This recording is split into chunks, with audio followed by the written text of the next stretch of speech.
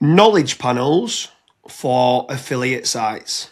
Today I'm joined with Mike Lovett, and I want to talk to you about, obviously you do a lot with schema, with structured data, with JSON LD and stuff like that. And obviously now you're doing a lot more with KGMIDs. If anyone that doesn't know what that means, it stands for Knowledge Graph Machine ID, and optimizing for the knowledge graph.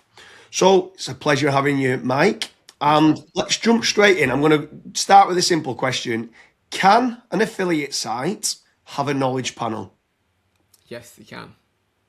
Okay, so the next question is, how does someone who's watching this that's got an affiliate site get a knowledge panel? How do they get one being created? So you could say the usual route is kind of brute forcing it. So trying to just over time get enough press, eventually maybe hoping to get some sort of Wikipedia page or enough people talking about you that in the end Google just creates one due to search demand and enough volume of discussion online. The next route would be going down a slight e-commerce route, like maybe adding a small e-commerce shop to your affiliate site and getting the knowledge panel that way via like the Google Merchant Center route, which you'll see a few big sites have got. They'll just sell t-shirts or some branded gear and then they'll go down that route. Another way you could say of doing it is getting a Google My Business, making yourself classed as an internet marketing service or something like that. Shouldn't quite necessarily accurately say what you are. If you had a gardening affiliate site, then putting yourself as a gardener isn't always the best way of doing it. So there are a few ways of doing it. And obviously there's another way that could be like by publishing things like books or Yeah. journals. It was quite a loaded question. It's almost like asking how to rank a website, and there's a million and one different ways of doing it. In a cat, isn't there? I wanted to throw you straight in the deep end. So with regards to that, then obviously let's break it down a little bit further. So you, first and foremost, do you think it's important for an affiliate site to have a knowledge panel? I didn't originally think it was that much. I just thought, I guess, we've all for years have been doing content and link building, trying to get branded search and doing some offsite stuff with socials and things like that. And there's a lot of affiliate sites that have just kind of gone and made social profiles and thought, what's the point? Like no one's ever, if someone wants to search for reviews of air fryers, they're not going to first dive into who's got the best Facebook page about air fryers. They're just going to Google it. So affiliate marketers have always been kind of slightly lazy with the socials, I guess. And recently, like we've been discussing in our group, haven't we, how we think it's important that you could spend $4 or $5 a day building up your social profiles with some Facebook ads or with some Twitter ads, just to get a little bit more activity on there, especially as social profiles themselves are ranking a lot more. I think as a result of that, people not really doing much off-site marketing, people have always just done content and links. They've always just thought, yeah, a knowledge panel is fine if you're a musician or some sort of celebrity or someone that people would Google. And a lot of affiliate sites, they are like, yeah, the air fryer review site, the lawnmower review site. So they don't necessarily get branded searches anyway. And we've seen in recent years, especially since Helpful Content Update, that Google wants to rank real businesses. If you're a real business, you would probably have a knowledge panel, wouldn't you? So it makes sense to work hard at getting one. Yeah, for sure. I mean, anyone who's watching this, make sure you check out the link in the description. Myself and Mike do an in-depth podcast episode with regards to $1 a day social media kind of promotions. It's about exactly what you Mike was talking about there, being omni-channel and being omnipresent, having whether that's a Twitter or an Instagram or a YouTube or a Facebook channel. And what they'll start to do is you'll start to spend a little bit on just doing a little small campaign on boosting that kind of status.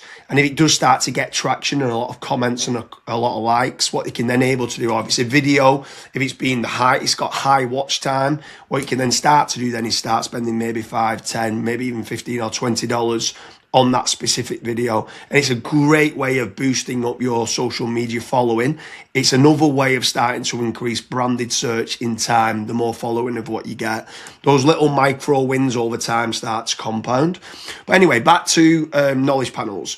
So another question. So let's say, Mike, you've got a gambling affiliate site How important is it for you as being the founder or whoever's attached as being the author for them to get a KGMID and for them to get a knowledge panel? We're speaking about an affiliate site itself getting one, but obviously me and you, we share a group together, Semantic Cohort, where we talk quite a lot about this, and we talk a lot about the owner trying to get one, which then makes it easier for the affiliate site. But can you explain why it's important for the owner or a writer on that site to also be looking to get a knowledge panel? I'd say two reasons. So people have always said with regards to entities in Google's knowledge graph, an entity must be connected to another entity. So if your branded entity, that the affiliate site name, is unknown in the Google knowledge graph, but maybe you yourself have a little bit of presence, then you're connecting yourself to the entity by saying you're the founder or the owner.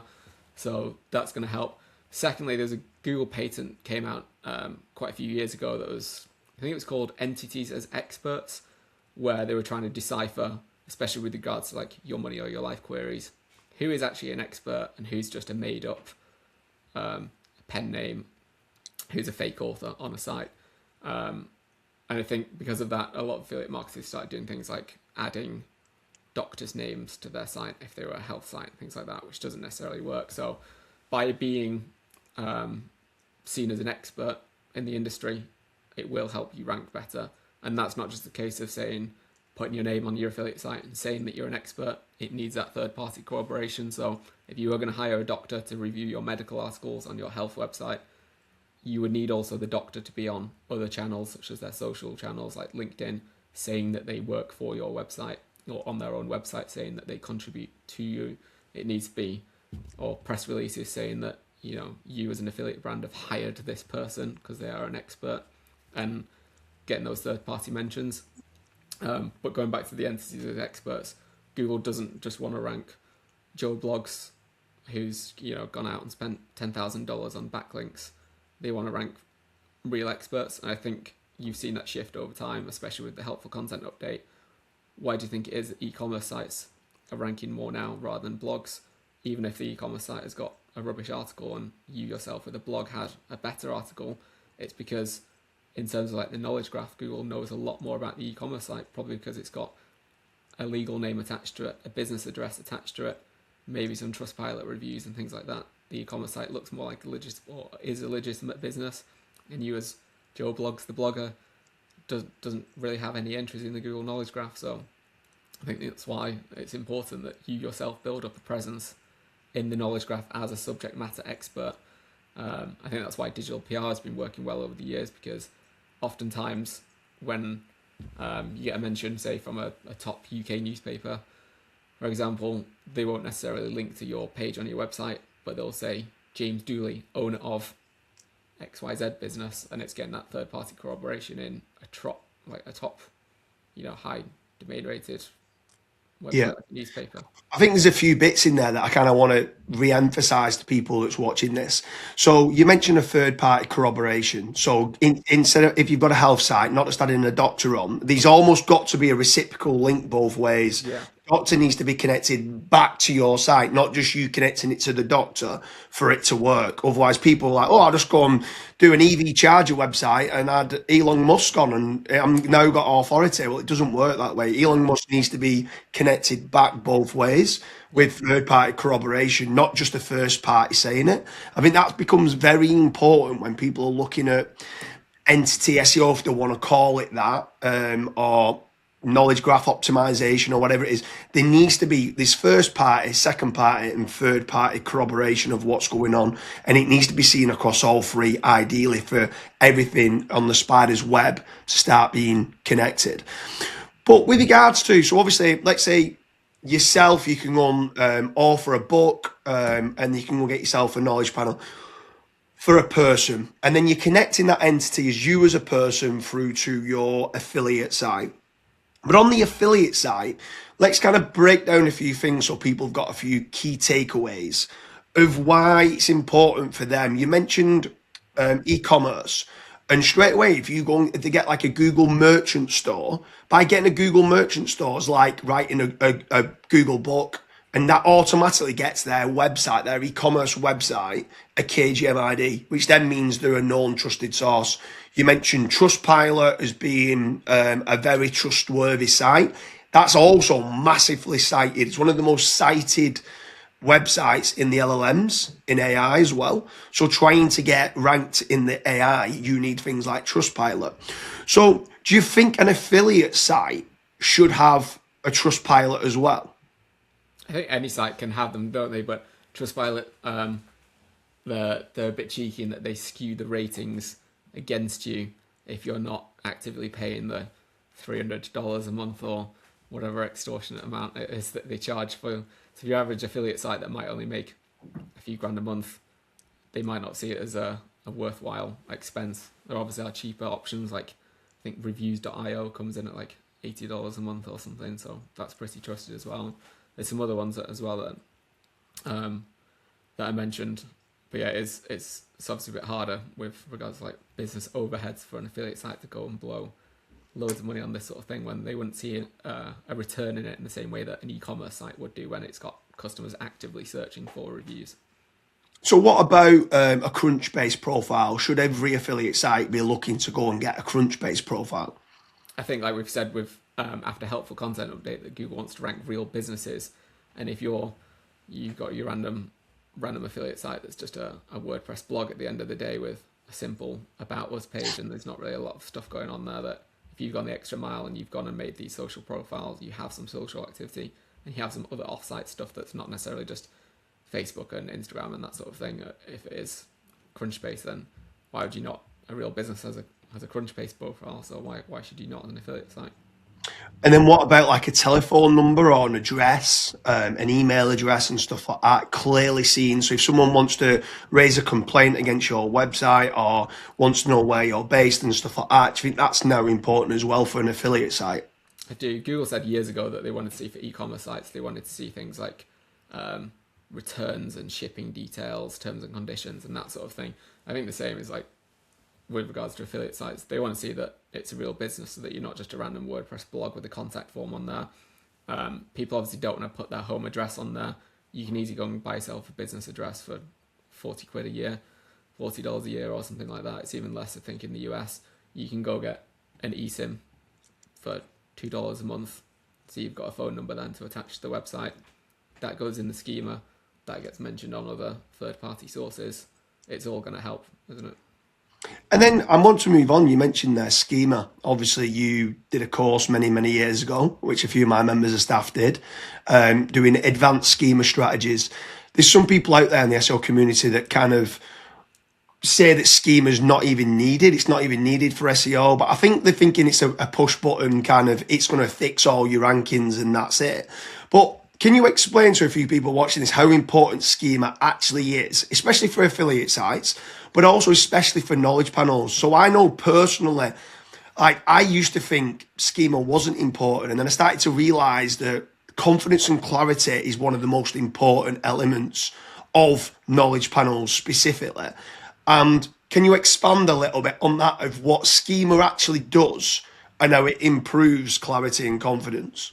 I'd say that first, schema reduces that disambiguation. So if Google's reading your page, it's easy to make mistakes if your page isn't written in like a very formal Wikipedia style manner in semantic triples with tables of data. If you're like an e-commerce site and you want a fancy looking page for customers, or it's some sort of local lead gen site and you want to attract people to get in touch with you, you don't want to put all that stuff on there. So schema is it reduces that disambiguation. It increases the clarity and the confidence in what you're explaining to Google, who you are and what it is that you do. And then with regards to the knowledge panels, it's like the glue that holds it all together. Google sees this information about you scattered all over the web. It sees a Facebook page. Does it know that it's your Facebook page? You might not link to it. It sees the Crunchbase profile. It might see a Wikidata profile. Especially if you're in a niche where you might have a site in the UK that's like got a similar name to a site in the USA. People might be thinking, well, whose Facebook page belongs to who? And schema is like the glue that holds it all together. It says, look, this is who we are, and this is where else you can find us on the web, and fires off those other links to those other profiles. And there's obviously a lot more that you can do with Schema with regards to like sculpting your entity, awards won, people involved in there, what it is that you know about, what services you provide, and that sort of thing. It's not just simple name and same as profiles. There's obviously a lot more to it.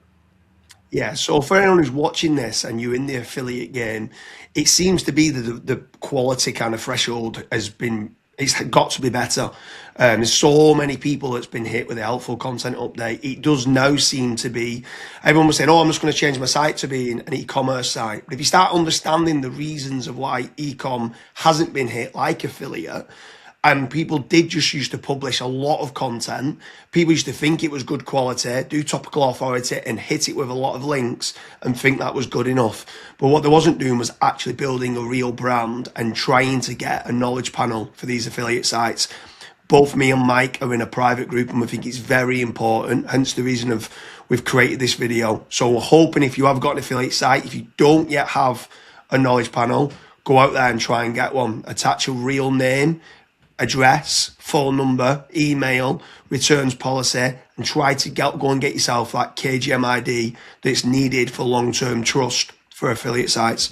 Mike, it's been an absolute pleasure.